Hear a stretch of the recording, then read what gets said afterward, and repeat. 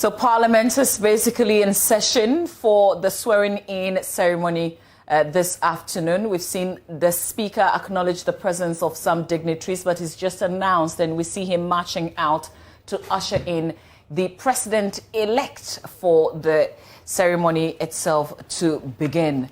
This is our coverage of this presidential inauguration.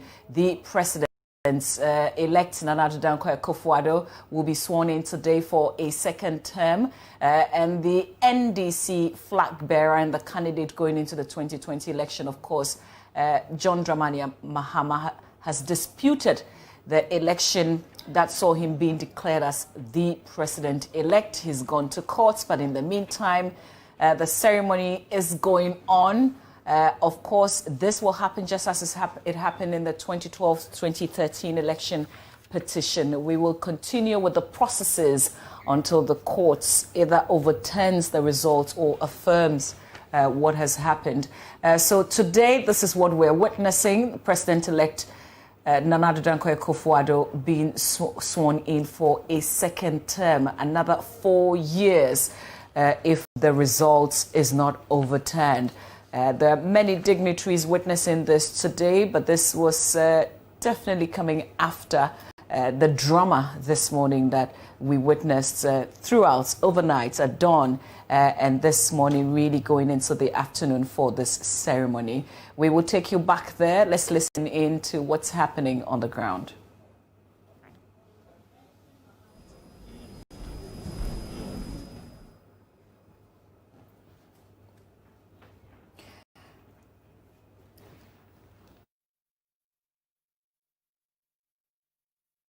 For some time to get the Speaker to bring in the President, but on your screens now you see Samira Bawumia. We can't say Vice President, Second Lady yet. We have to wait for this event to confirm, and then we can begin, I guess, to call the substantive names or titles that we've given to these officials. But many faces that we're seeing on our screens. If you're listening and if you're watching, of course, this is your election headquarters. In the meantime, just as the Speaker was confirmed today, we have some congratulatory messages coming through. And this is from the NDC's candidates in the 2020 general elections, congratulating the Right Honourable Alban Bagbin on his election as the Speaker of the 8th Parliament of the 4th Republic. He says the events of last night, stretching into the morning of 7th January, have been both a great occasion for Ghana's democracy and at the same time a day of infamy, which will go down as a low point in our democratic practice. The election of Speaker Bagbin affirms what a great democracy we can build for ourselves and how dialogue and consensus building can make us even stronger as a nation. So President-elect just coming in. This is the forecourt of parliaments, and the Speaker and leaders of both sides. It will be interesting to see the kind of leadership that is welcoming the President-elect for the swearing-in ceremony. So that's what we're showing you right now on your screens. If you're following this, you can send us comments on our social media handles. After this event, we will share your comments. But also continuing with that congratulatory message coming from John Dramani Mahama. He says the attempt to snatch ballot papers by the MP-elects for Tema West and the evasion of the chamber by armed military personnel are images one had never expected to see in a 4th Republican Parliament. The recent use of the military in civil democratic processes has become a major worry and gives the impression that this administration is continually seeking to resurrect the exorcised ghosts of our military past. Parliament must conduct an investigation into the two incidents and exact appropriate sanctions. Congratulations to the leadership of the NDC caucus and the caucus members for your dedication and commitment. So that's the congratulatory message coming in, written by John Dramani Mahama, the NDC's candidate in the 2020 general elections, the man who's gone to court seeking to overturn the results of the 2020 general elections.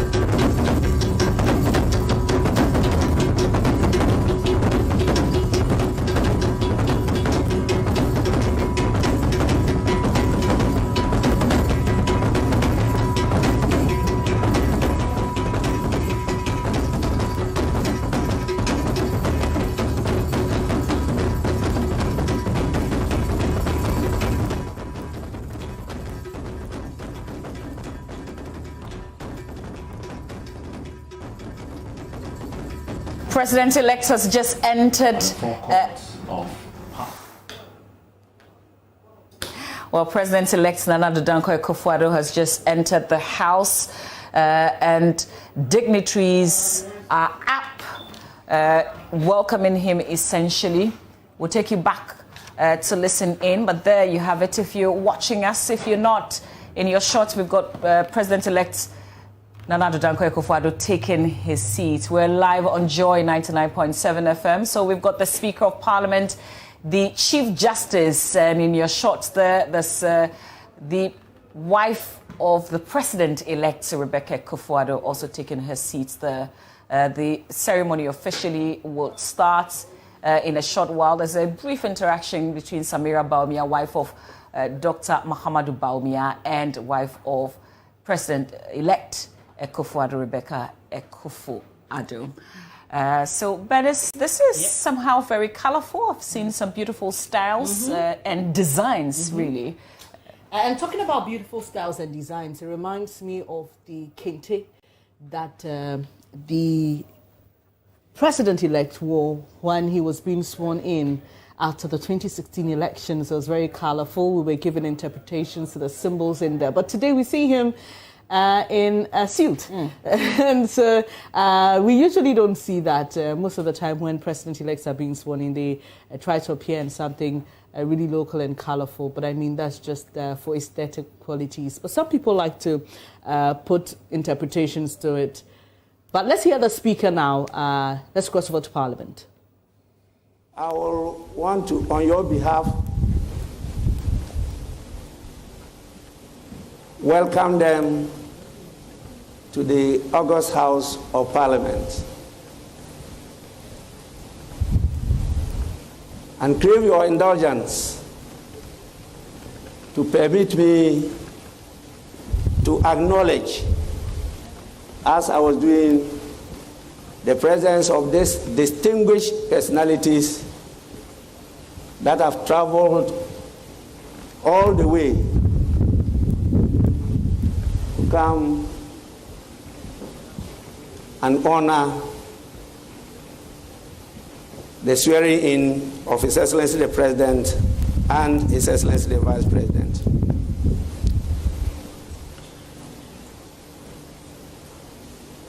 As I told you, the list is quite long, but I'll endeavor to take just a few minutes to acknowledge them on your behalf.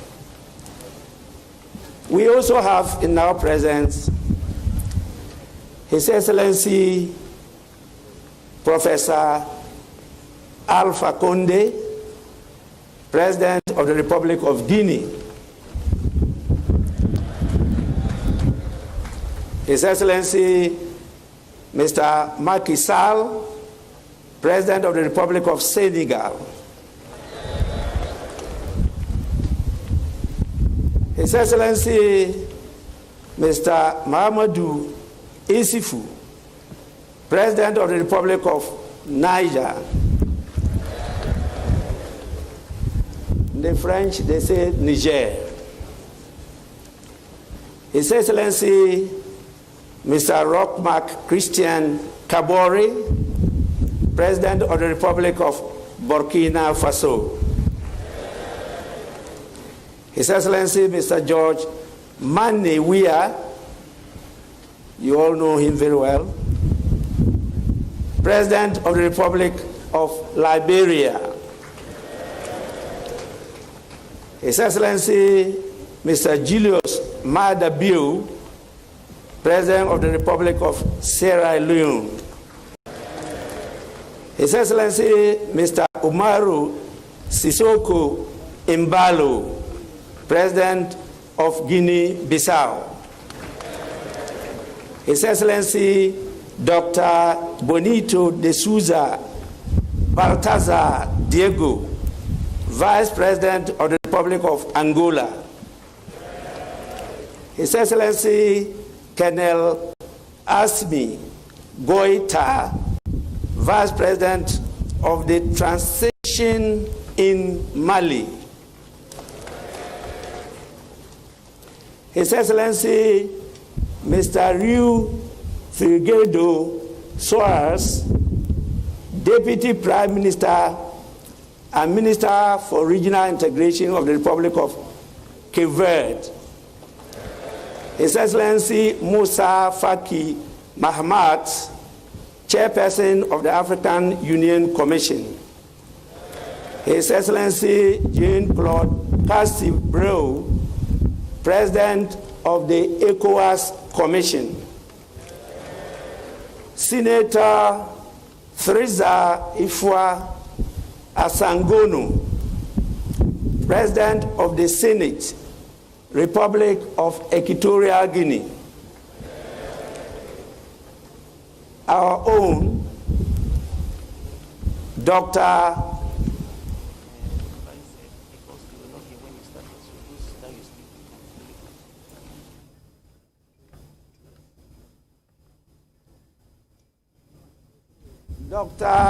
Mohamed Ibn Chambers, Special Representative of the Secretary General, United Nations Office for West Africa and the Sahel, His Excellency Geoffrey Onyama, Minister for Foreign Affairs of the Federal Republic of Nigeria, Honorable Jean-Yves Le Drian, Minister for Foreign Affairs of France, Mr. V. Muralin Harm, Minister for Foreign Affairs of India,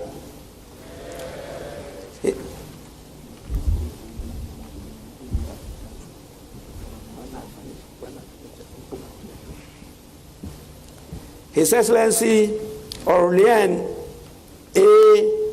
Agbenomsi, Minister for Foreign Affairs of the Republic of Benin, Honorable Vincent Biruta, Minister for Foreign Affairs of the Republic of Rwanda, Mr. Mamadou Tangara, Minister for Foreign Affairs of the Republic of Gambia, Mr. Pakomi Murbelet Mubeya, Minister for Foreign Affairs of the Republic of Gabon.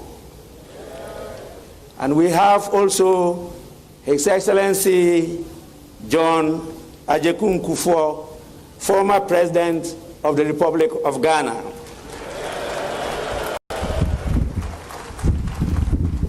We have Her Excellency Hajia Ramatu Mahama, wife of the former Vice President of the Republic of Ghana. And our own, the Right Honorable Ebenezer Virginia Sechi Hughes, former Speaker of the Parliament, and he's not here alone, he is with his dear wife to honor the swearing-in of His Excellency, the President-elect of Ghana. We have another former senior member, Honorable Freddie Blay, former Deputy Speaker of Parliament, and now Chairman of the New Patriotic Party. We also have His Excellency Jacoba A.S. Oliver Terendrazaniri Velo, Minister for Foreign Affairs of the Republic of Madagascar, Ambassador Amin Abba Siddiq, Minister for Foreign Affairs, African Integration, and Chadians abroad, His Excellency Mr. Kabanda Kana Andrew, Minister at the Presidency of the Democratic Republic of Congo, Mr. James Dudridge, Minister for Africa at the Foreign, Commonwealth and Development Office of the United Kingdom, Ambassador Peter Pham, Special Envoy for the Sahel region, United Nations, United States of America, His Excellency Richard Wanza, Ambassador of the Republic of Zambia to Ghana, representing the President of the Republic of Zambia, His Excellency Mr. Edgar Changwa Lungu. His Excellency Emad Magdi Hana Kamel, Ambassador of the Arab Republic of Egypt to Ghana, representing the President of Egypt, His Excellency Abdul Fattah el-Sisi. His Excellency Ms. Imani Kwadil, Ambassador of the Kingdom of Morocco, representing His Majesty King Mohammed VI of the Kingdom of Morocco. We have numerous distinguished members of the diplomatic corps, too many for mention. But before I end, I had acknowledged some of the dignitaries before the arrival of His Excellency the Vice President-elect and His Excellency the President-elect. And so I will just mention them. It's only, I believe, 4 names. So just bear me for a while. His Excellency Mr. Sassou Nguesso, President of the Republic of Congo, is here with us. His Excellency Mr. Faure Gnassingbé, President of the Republic of Togo. His Excellency Mr. Alassane Ouattara, President of Côte d'Ivoire. And I believe the last but not the least, His Excellency Professor Alpha Condé, President of the Republic of Guinea. It's important that I acknowledge the presence of my dear one,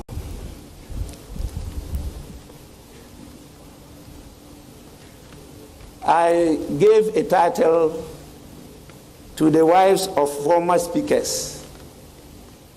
And since some are here, if I don't use the same title, I may be charged with discrimination. Since the speakers are right honorable,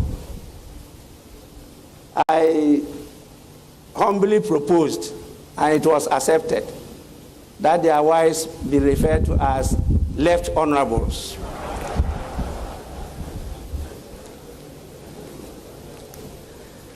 So my dear wife is here, the left honorable Alice Adjoa Jonas.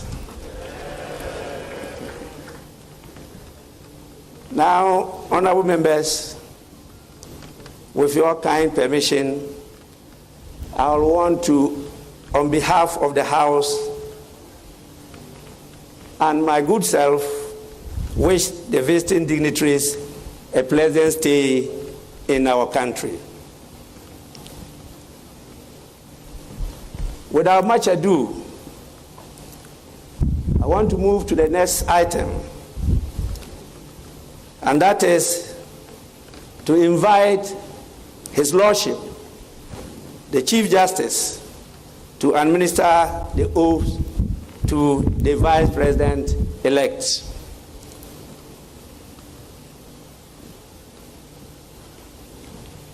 Your Lordship, you may carry on.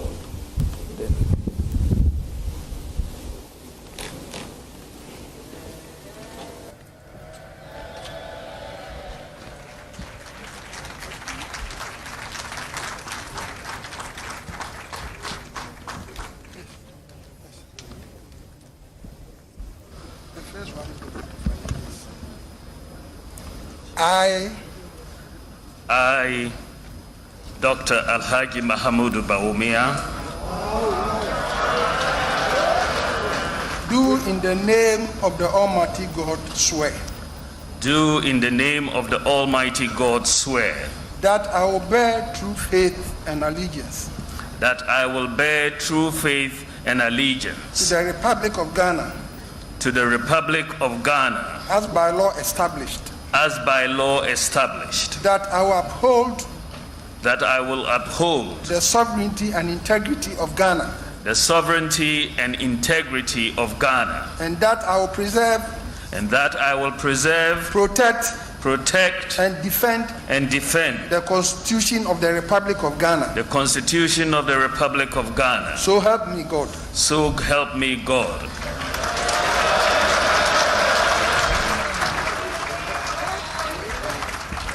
That's the oath. I, Mahamudu Bawumia, having been elected to the office of the Vice President of the Vice President of the Republic of Ghana, do in the name of the Almighty God swear that I will at all times preserve, protect, and defend the Constitution of the Republic of Ghana. And I will dedicate myself to the service and well-being of the people of the Republic of Ghana, and to do right to all manner of persons. I further solemnly swear that should I at any time break this oath of office, I shall submit myself to the laws of the Republic of Ghana, and suffer the penalty for it. So help me God. So help me God.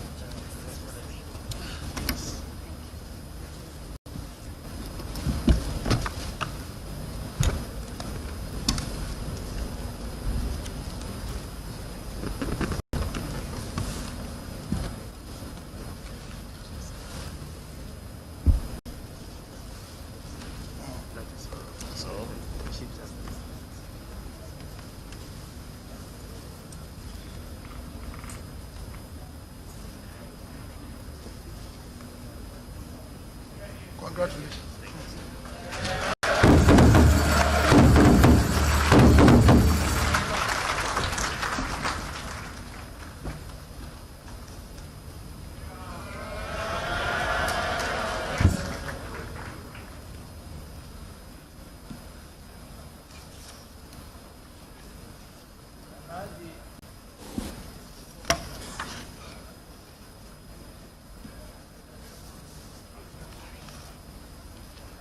Alhaji Vice President, on behalf of the House and on my own behalf, I congratulate you on your assumption of the office of the land as Vice President of the Republic of Ghana. Congratulations.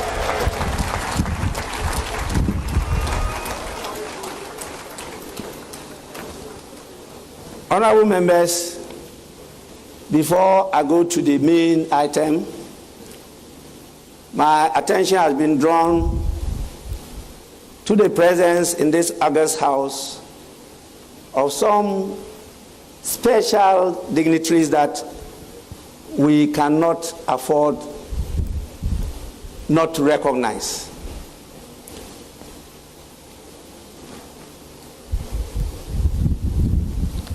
It's important that we recognize the presence of Her Excellency Rebecca Akufo-Addo, First Lady of the Republic of Ghana.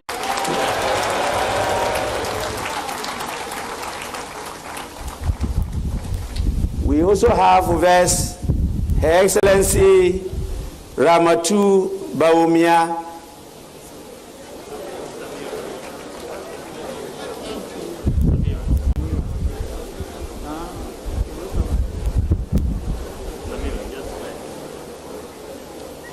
well, I don't know whether she swore an affidavit to change her name, but that was what they submitted to me. So, Your Excellency, I apologize on behalf of the House for the mix-up.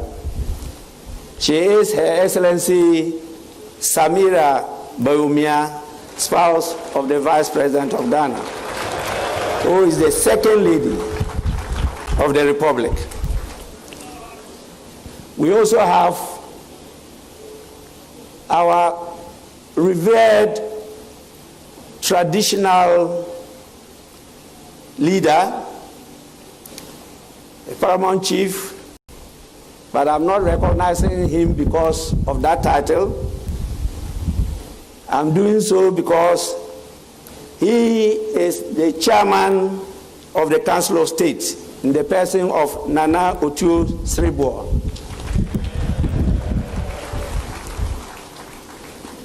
And now, the purpose for which we are here.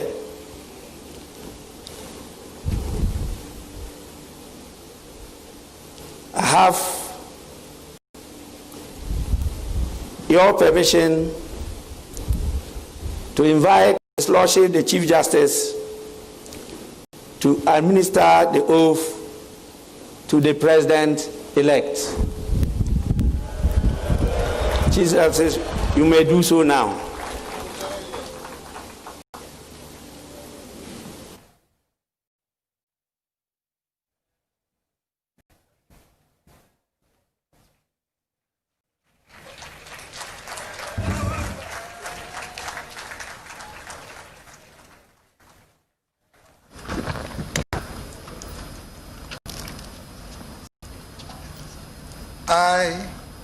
I, Nana Addo Akufo-Addo, do in the name of the Almighty God swear.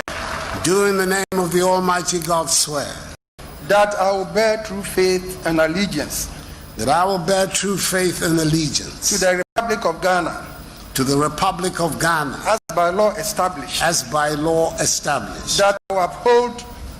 That I will uphold. The sovereignty and integrity of Ghana. The sovereignty and integrity of Ghana. And that I will preserve. And that I will preserve. Protect. And defend. The Constitution of the Republic of Ghana. The Constitution of the Republic of Ghana. So help me God. So help me God.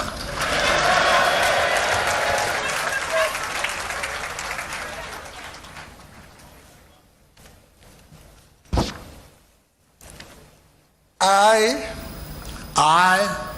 Nana Addo Akufo-Addo, having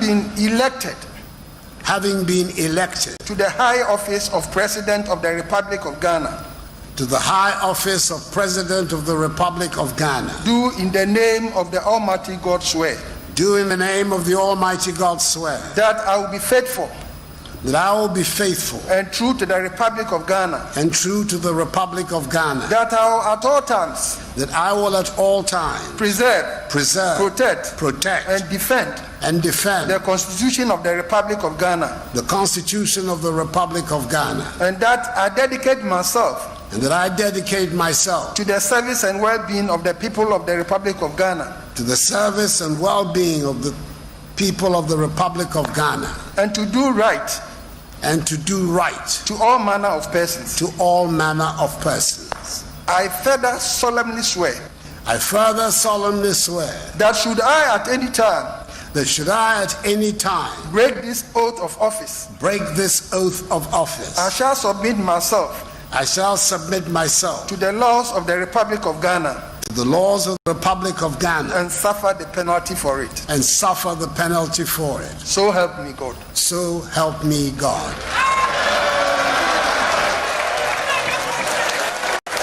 Congratulations.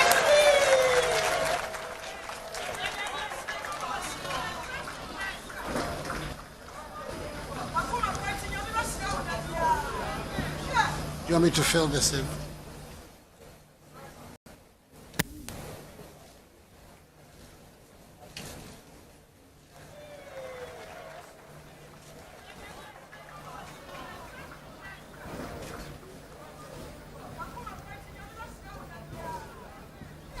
You want me to fill this in?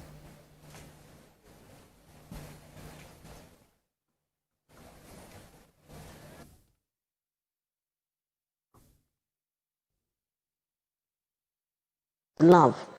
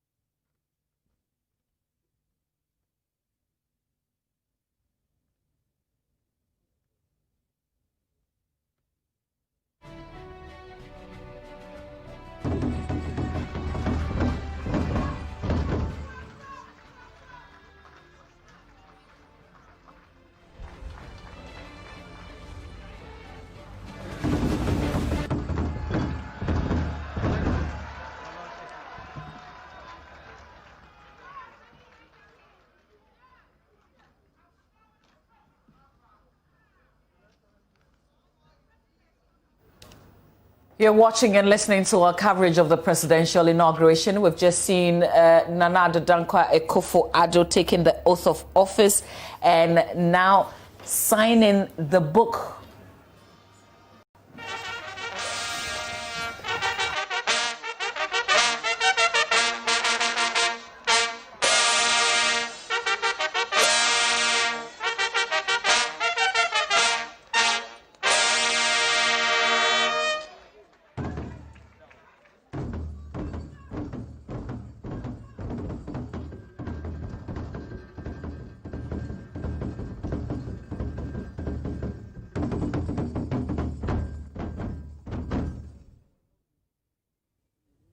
Mr. President,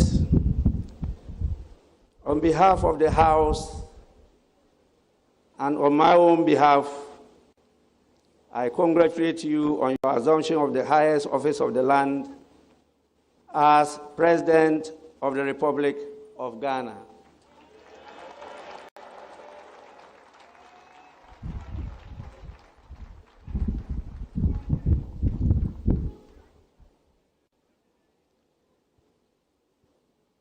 Honorable members,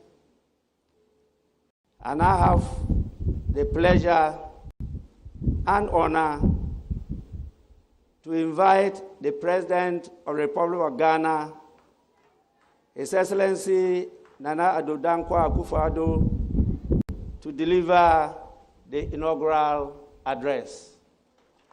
Mr. President, you may proceed to deliver your address.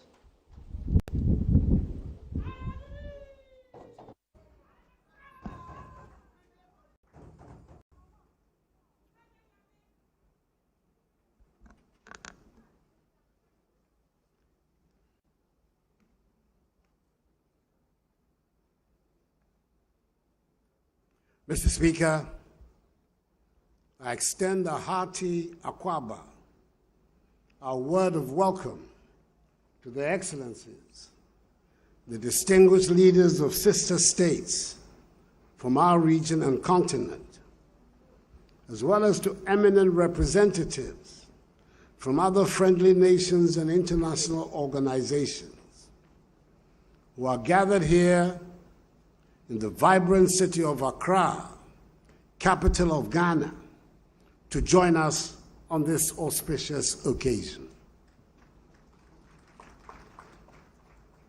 I thank each and every one of you for being present at this inauguration of my second mandate, COVID-19 notwithstanding. Your attendance is an expression of solidarity and friendship that speaks volumes of your attachment to the goals and aspirations of the Ghanaian people and state, for which we are very grateful.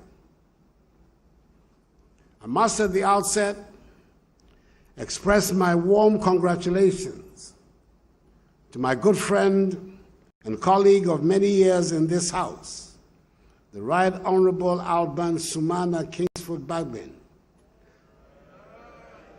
on his assumption of office as the Speaker of the 8th Parliament of the 4th Republic.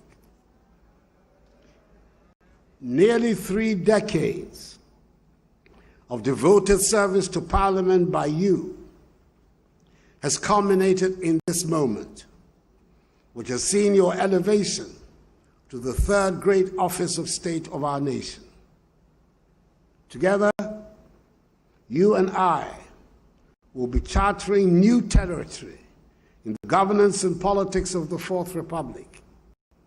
For this is the first time in the life of the Republic that a president from one party will be obliged by the exigencies of the moment and the will of the people to work in all sincerity and cooperation with a Speaker of Parliament from another party.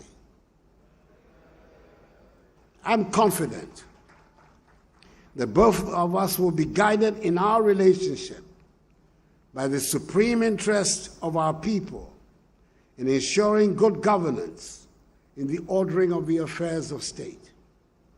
I want to assure you of my wholehearted determination to work with you to advance the peace, progress, and prosperity of the Ghanaian people. Once again, many congratulations to you and the re-elected and new members of Parliament. A few moments ago, I took for the second time the oath of office to serve as President of the Republic of Ghana. I follow in the exalted footsteps of 2 of my predecessors, the first and second presidents of the 4th Republic, Their Excellencies Jerry John Rawlings and John Agyekum Kufuor, who served 2 successive terms in office. I cannot, therefore, take this honor and privilege bestowed on my mother's self lightly, and I thank Almighty God and the Ghanaian people who, by an emphatic margin, renewed my mandate in office for 4 more years in the elections of 7th December. It is a demonstration of the confidence and trust you, the Ghanaian people, have reposed in me, not only in appreciation for the achievements chalked throughout my first 4 years, but more significantly, for the considerable amount of work that is to be done over the next 4 years. In our drive to take our nation firmly onto the path of progress, prosperity, and development, following the havoc wreaked by COVID-19. This is a task I wholeheartedly accept, and I assure all Ghanaians that I'll do my best to deliver on this mandate. The accomplishment of this mandate is going to take place within the context of Ghana's maturing democracy. The Ghanaian people have manifested time and again in these 28 years of the Fourth Republic their determination to build a free, democratic, peaceful nation which is respectful of individual liberties and human rights, the rule of law, and the principles of democratic accountability. A governance structure built on the separation of powers provides the best vehicle for the protection of these values, with a well-resourced judiciary and parliament as the principal accountability organs of the state. This has been the main thrust of public policy in these past 4 years and will continue to be so in the next. The unity and stability of our country are the welcome outcomes of such a development. This is how we can ensure, in the words of one of the great figures of Ghanaian nationalism, the illustrious Joseph Boachi Dankwa, that we have, quote, a system of government under which those who are in control of government are under the control of those who are governed, unquote. Mr. Speaker, the sheer can-do spirit of the Ghanaian, which I have witnessed all my life, is the bedrock on which we can build the Ghana of our dreams. Indeed, 4 years ago at my first inauguration, I urged all Ghanaians to be, and I quote, citizens and not spectators, unquote. I appeal to you to be active participants in the effort to help build the Ghana we want, the democratic, free, prosperous, and united Ghana envisaged by our founding fathers as the Black Star of Africa. In my first term as president, I was able to count on the contribution of all citizens in attempting to create this Ghana. What I have seen these last 4 years is further evidence, if any were needed, that the Ghanaian will no longer accept poverty and deprivation as his or her portion, but is rather determined to work to chart a path of growth and development for himself or herself. Today, our economy, even in the face of the global pandemic of COVID-19, continues to show resilience and a much faster rate of recovery than originally envisaged, and was indeed one of the fastest growing economies in the world in 2020. Ghana remains one of the most attractive destinations on the continent for direct foreign investment, with the presence in the country of some of the world's largest conglomerates attesting to this fact. Establishing a strong economy, undergoing structural transformation to value-added activities, which will generate jobs for our young people and enhance their living standards, will be the main preoccupation of my second term. Together, we're ensuring that the basic tenets of social justice are met. Many said it was beyond us, but we have ensured that financial considerations no longer determine the fate of the Ghanaian child. Because of the implementation of the free senior high school policy, once willing and able, senior high school education is the minimum education to be received by every Ghanaian child. Access to quality health care is no more a luxury ordinary people cannot afford, following the revival of the National Health Insurance Scheme. Our aim is to reach universal health coverage as soon as possible. Food production has increased significantly, and a conscious effort has been made to improve the living standards of our farmers. The newly constructed warehouses dotted across the country are storing the surpluses for export to our neighbors, and the program for planting for food and jobs has become the veritable rock on which the successful future of our agriculture is being built. Our roads are being constructed at a much faster pace than before. And yes, I acknowledge that there are still many more kilometers to construct.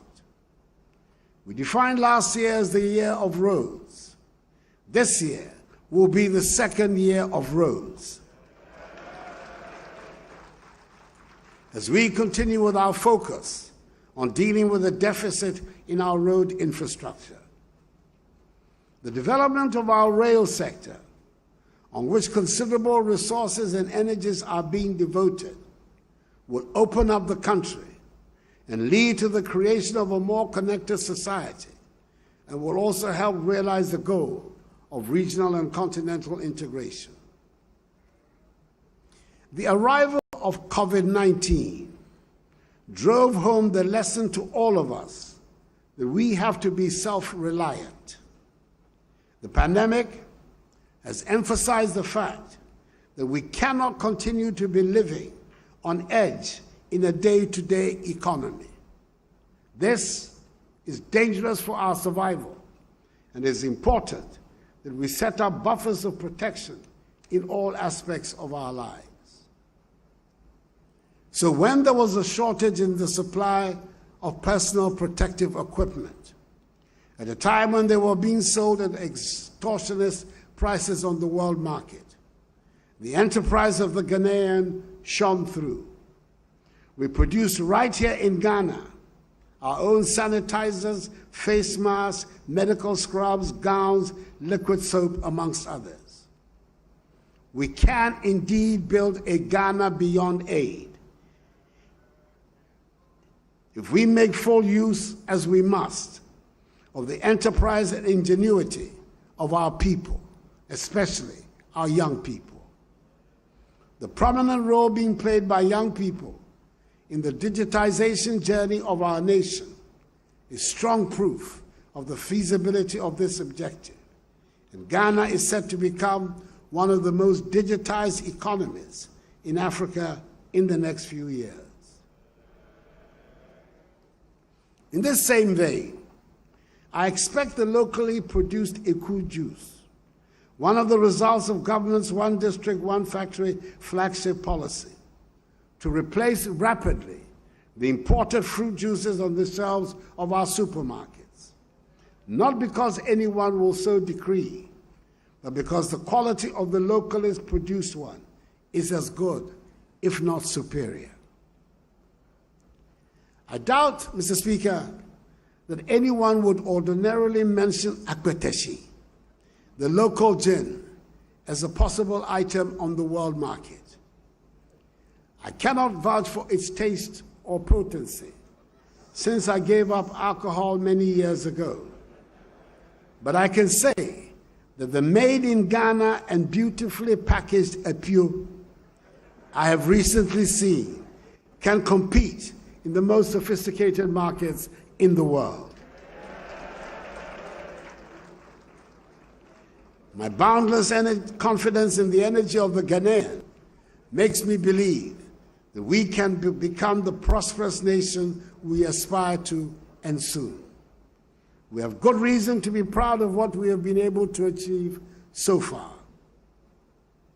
Mr. Speaker, we know that the democracy we seek to build and entrench in Ghana will ultimately succeed if we build a prosperous nation and our people are at peace with themselves and with the world.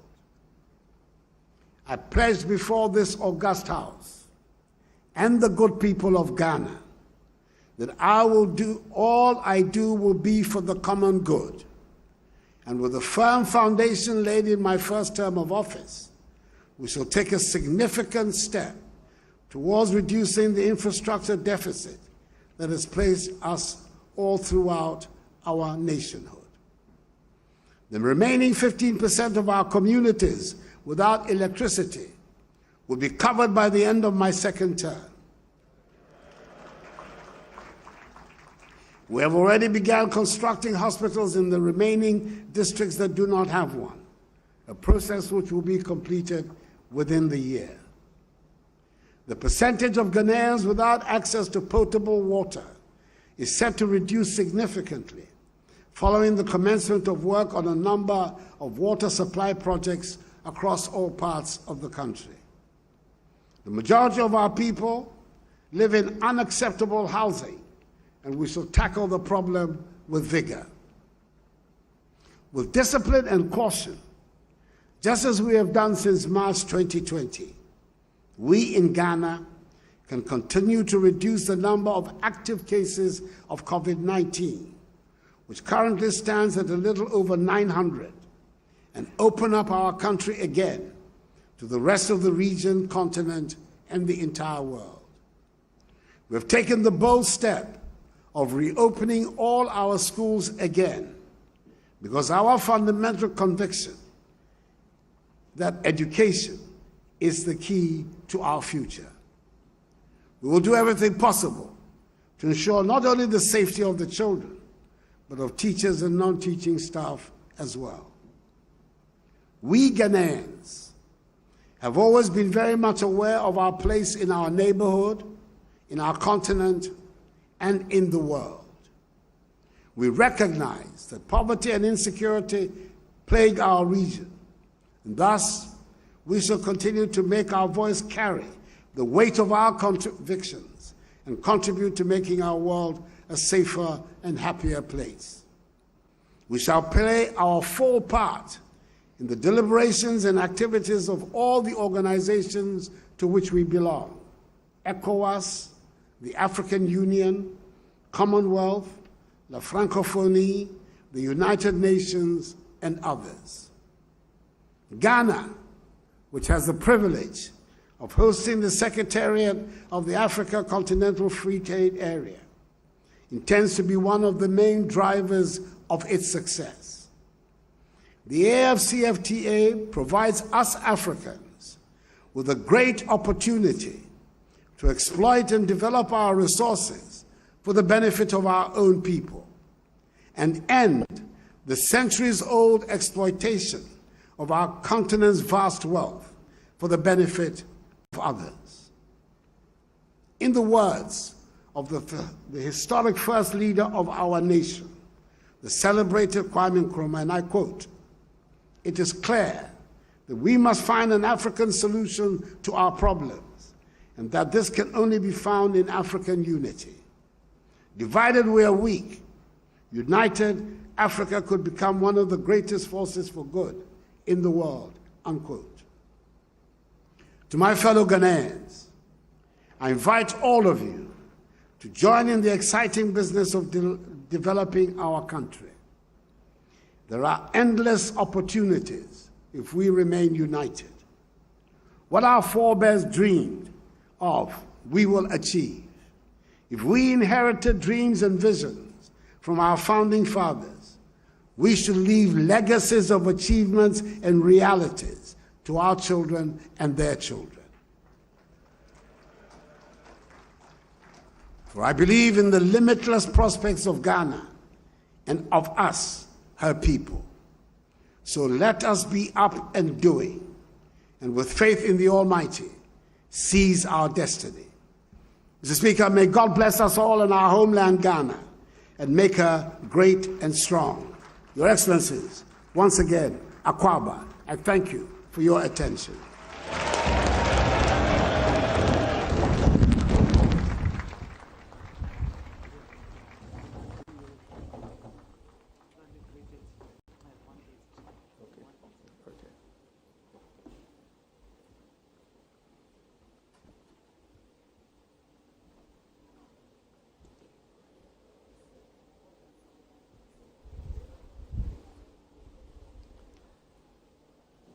Mr. President,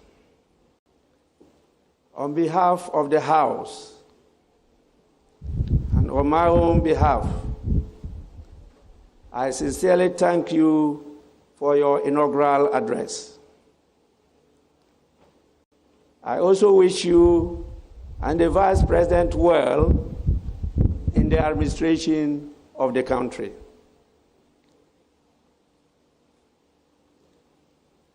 Honorable members,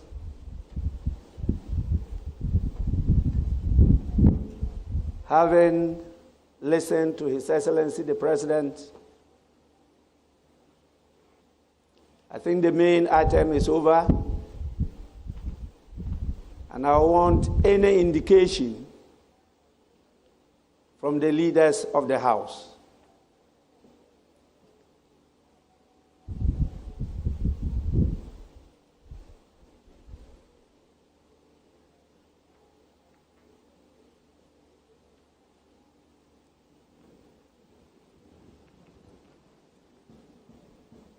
I see the honorable member for Swami constituency, Honorable Oseche Mensah Bonsu.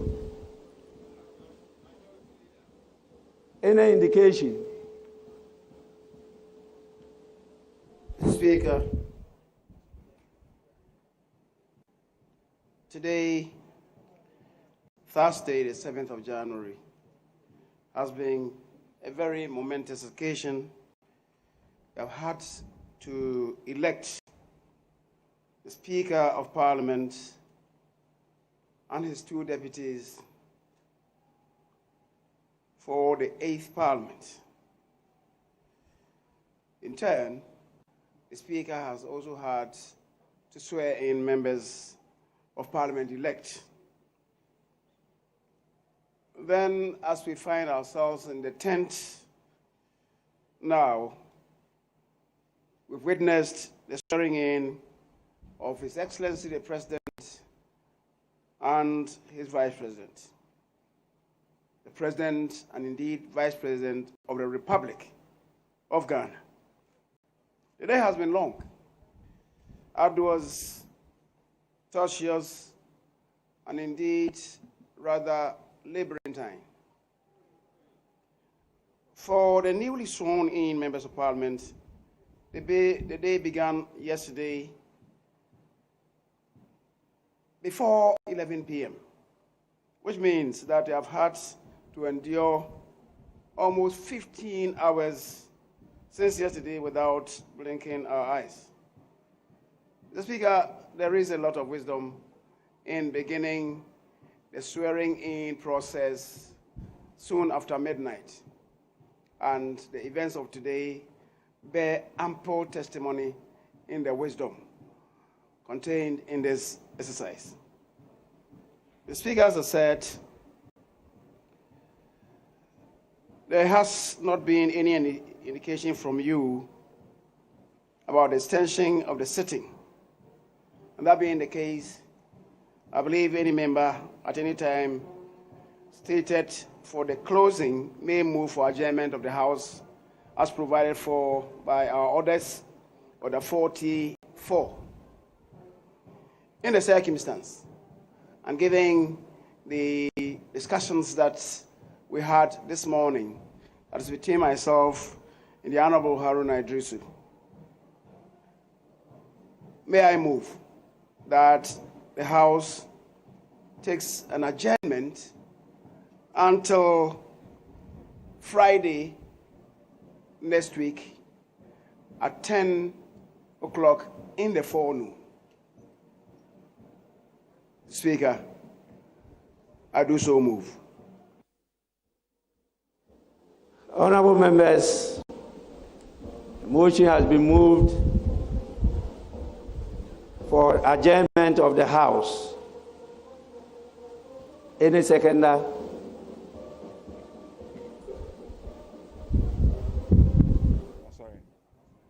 Right, Honorable Speaker. I beg to second the motion.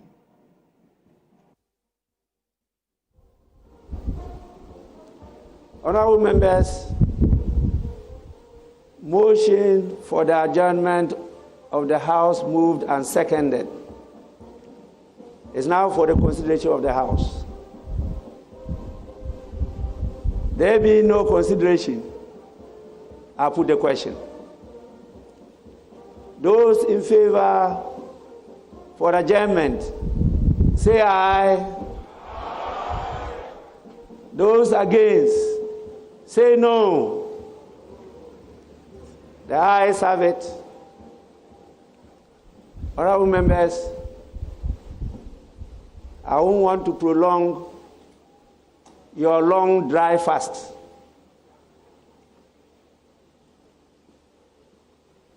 I have myself fasted more than I've ever done.